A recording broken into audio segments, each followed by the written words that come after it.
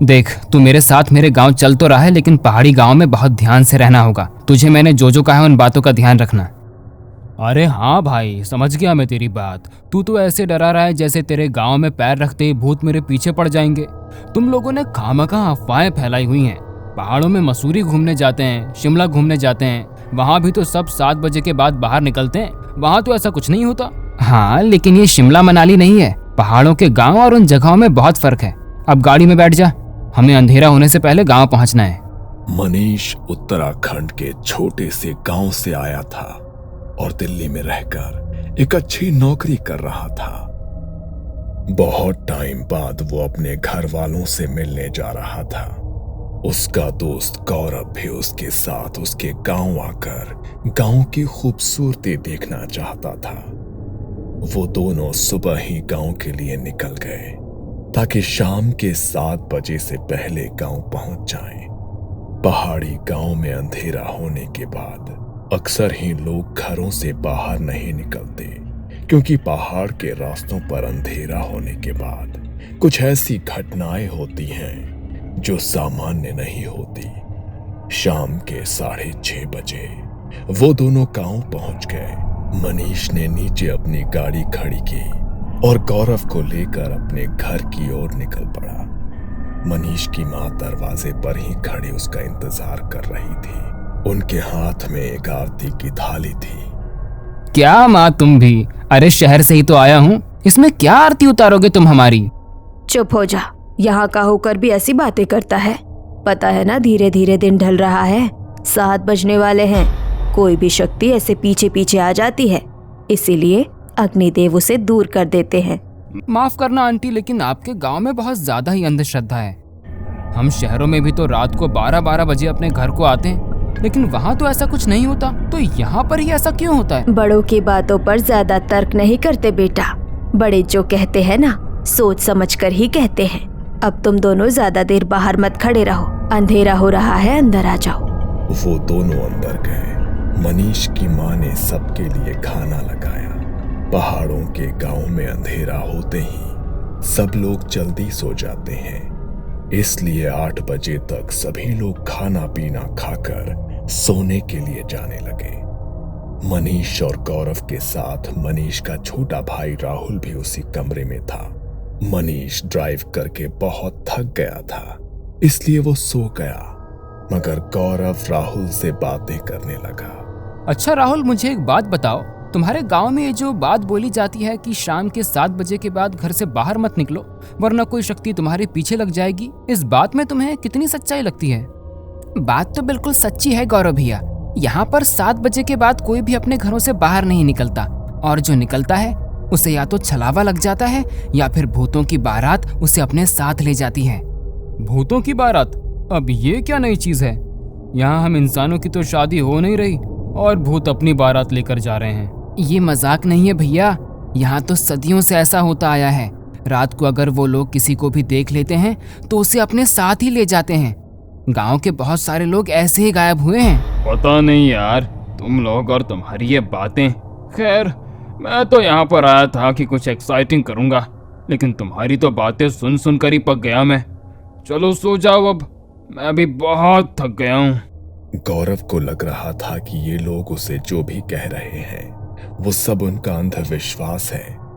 अगले दिन वो मनीष और उसके छोटे भाई राहुल के साथ पहाड़ों में घूमने निकला, मगर जैसे ही दिन हल्का सा ढलने लगा वो घर के लिए निकल गए। अरे यार, अभी तो घूमना शुरू ही किया था, थोड़ी देर बाद चलते हैं ना घर। कौन सा 7 बजते ही यहाँ हमें भूत मिल जाएंगे? एक ही बात तुझे कितनी बार समझानी पड़ेगी? जब एक बार बोल दिया है तो तू समझता क्यों नहीं है? चुपचाप घर चल, वरना अगर छल लग गया तो बड़ी मुसीबत हो जाएगी। वैसे भी तू हमारे गांव का नहीं है तो देवता को पुकार भी नहीं लगा पाएगा। हाँ भैया चलो, वरना मम्मी भी गुस्सा करेगी। वो लोग घर चले गए। रात को सब सो रहे थे, तभी गौरव वॉशरूम जाने के लिए घर से बाहर निकला। पहाड़ों के घरों में अक्सर वॉशरूम घर के बाहर ही बना होता है। वो वॉशरूम से बाहर निकला तो उसे बहुत तेज पानी बहने की आवाज आई, जैसे वहां पर कोई झरना बह रहा हो। अरे ये इतनी तेज पानी बहने की आवाज़ कहाँ से आ रही है? यहाँ पर तो आसपास कोई नदी या झरना भी नहीं है। लगता है रात को मेरे कान बज रहे हैं। वैसे भी इन पहाड़ों में इतनी शांति है कि दूर कोई आवाज़ होगी तो यहाँ तक सुनाई देगी। और ये लोग क्या कह रहे थे? 7 बजे के बाद घर से बाहर मत निकलना, वरना न जाने क्या क्या पीछे लग जाएगा। अच्छा भला तो घर के बाहर खड़ा हूँ, कुछ भी तो नहीं हुआ मुझे। लेकिन ये लोग इस बात पर यकीन थोड़ी ना करेंगे। इसका वीडियो शूट करता हूँ, कल दिखाऊंगा इन सबको। गौरव ने अपने फोन से रिकॉर्डिंग करनी शुरू की और आगे की तरफ निकल गया। वो थोड़ी ही दूर गया होगा, तभी उसके कानों में एक अजीब सी फुसफुसाहट की आवाज पड़ी। ये कैसी अजीब सी आवाज़ है? ऐसा लग रहा है इसे सुनता रहा तो कान के पर्दे फट जाएंगे। लेकिन ये आवाज़ है किस चीज़ की? गौरव ने इधर उधर नजरें घुमाकर देखा, मगर वहां कुछ भी नहीं था और ना ही उसके कैमरे में कुछ रिकॉर्ड हुआ। अचानक से वो आने वाली आवाज भी बिल्कुल शांत हो गई। कैमरे में रिकॉर्डिंग करते करते गौरव थोड़ा आगे पहुंचा तो फोन की फ्लैशलाइट से उसने देखा कि आगे रास्ते पर एक कुत्ता बैठा है। उसे जानवरों के साथ खेलना बहुत पसंद था, इसलिए वो उसके पास जाने लगा। वो कुत्ता सड़क पार करने के लिए सड़क के दूसरी तरफ जाने लगा और जैसे ही वो उस कुत्ते के पास पहुंचने वाला था, वो कुत्ता अचानक उसकी नजरों के सामने से कहीं गायब हो गया। ये देखकर गौरव के पसीने छूट गए और डर के मारे उसके कदम अपने आप पीछे होने लगे। ये क्या हुआ? ये कैसे हो सकता है? वो कुत्ता अभी तो मेरी आंखों के सामने था, तो फिर अचानक गायब कैसे हो गया? नहीं, ये मेरा वहम नहीं था। गौरव बुरी तरह से सहम चुका था। वो इससे उभरा भी नहीं था कि तभी उसे पीछे से कुत्ते के भौंकने की आवाज आई। वो घबराया और उसने पीछे मुड़कर देखा तो वही कुत्ता उससे बहुत दूर खड़ा था और देखते ही देखते वो फिर से उसकी नजरों के सामने से ओझल हो गया। जब दोबारा गौरव के साथ ये सब हुआ तो उसे इस बात का यकीन हो गया कि ये कुछ भी उसका वहम नहीं है। डर के मारे वो बुरी तरह कांप रहा था, मगर उसने हिम्मत जुटाकर भगवान का नाम लिया और उल्टे पांव घर की तरफ चलने लगा। सब लोग ठीक ही कह रहे थे कि 7 बजे के बाद घर से बाहर निकलना ठीक नहीं है। जिन चीज़ों के बारे में आज तक मैंने सिर्फ सुना था, आज उससे सचमुच मेरा सामना हो ही गया। कहीं वो मेरे पीछे तो नहीं आ रहा होगा? हे भगवान, मेरी रक्षा करना। गौरव डरते हुए अपने कदम आगे बढ़ा रहा था, तभी उसे अपने पीछे किसी के कदमों की आहट महसूस हुई। वो अपने कदम और तेजी से बढ़ाने लगा, तभी उसके कंधे पर किसी ने अपना हाथ रखा। वो इतनी बुरी तरह डर गया कि उसके गले से उसकी चीख भी नहीं निकल पाई। तभी उसके सामने एक आदमी आकर खड़ा हुआ। वो दिखने में बिल्कुल सामान्य था, इसलिए गौरव की जान में जान आई। तुम्हें पता है ना, शाम को 7 बजे के बाद यहाँ अपने घरों से निकलना मना है। लगता है तुम जैसे लोगों को अपनी जान प्यारी नहीं है। अभी थोड़ी देर बाद भूतों की बारात निकलने वाली है यहाँ से, और अगर उनकी नजर गलती से तुम्हारे ऊपर पड़ गई तो तुम सुबह का सूरज नहीं देख पाओगे। आप मुझे डराने की कोशिश मत कीजिए काका। और आप भी तो इस समय यहाँ पर अकेले घूम रहे हैं। क्या आपको किसी से डर नहीं लगता? लगता था, मुझे भी डर लगता था, लेकिन एक रात मेरा ये डर हमेशा के लिए खत्म हो गया। क्या? कैसे खत्म हो गया आपका डर? जैसे ही गौरव ने उस आदमी से ये बात पूछी तो वो बड़े ही भयानक तरीके से मुस्कुराया। उसका चेहरा अचानक किसी मुर्दे जैसा हो गया और चेहरे का मांस मोमबत्ती के मोम की तरह पिघलने लगा। आंखों का रंग पूरी तरह सफेद पड़ गया और देखते ही देखते वो अपनी हड्डियों को मरोड़ने लगा। उसे देखकर गौरव जोर से चीखा और वहां से भागने लगा, मगर वो आदमी उससे भी तेज गति से उसके आगे आगे भाग रहा था। ये देखकर डर के मारे गौरव का बैलेंस बिगड़ गया और वो झाड़ियों में गिर गया। उसने बाहर की तरफ जाकर देखा तो दौड़ते दौड़ते आदमी अचानक वहां से गायब हो गया।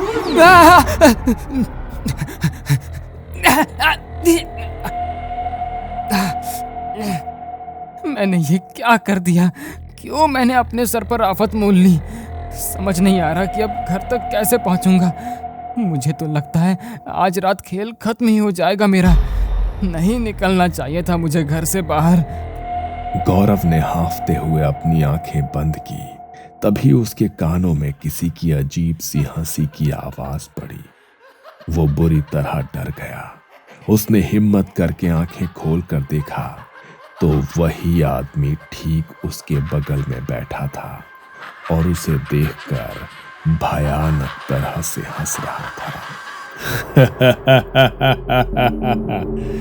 अब तुम कहीं नहीं जा पाओगे।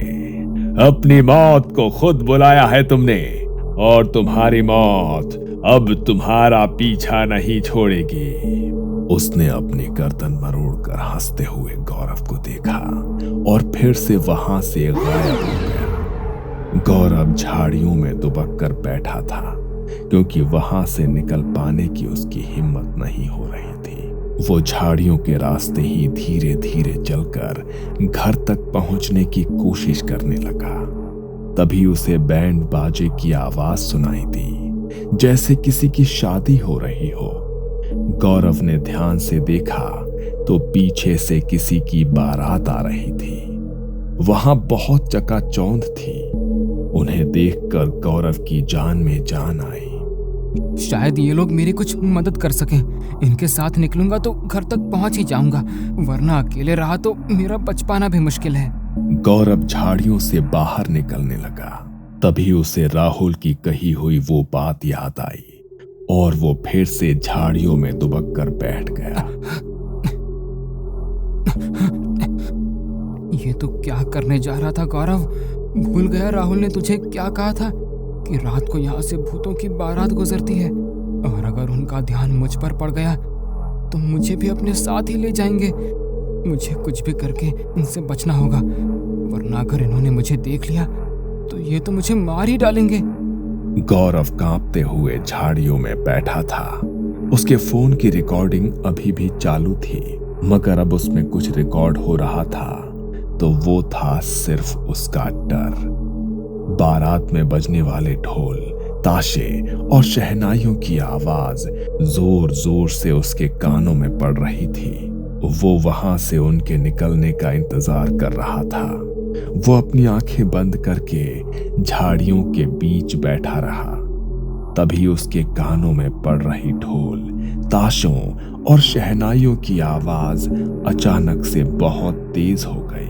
उसने अपने कानों पर हाथ रखा, मगर उसके कानों से खून बहने लगा। उसने डरते हुए अपनी आंखें खोली और उसने देखा कि वो बारात धीरे धीरे उसके पास आती जा रही है, और जैसे जैसे वो बारात उसके पास आ रही थी वैसे वैसे उसका डर बढ़ता जा रहा था। उसने ध्यान से जब उनकी तरफ देखा तो वो आम लोगों जैसे नहीं थे। उन सब के चेहरे का मांस फटा हुआ था और आंखों की पुतलियां बाहर को निकल आई थी।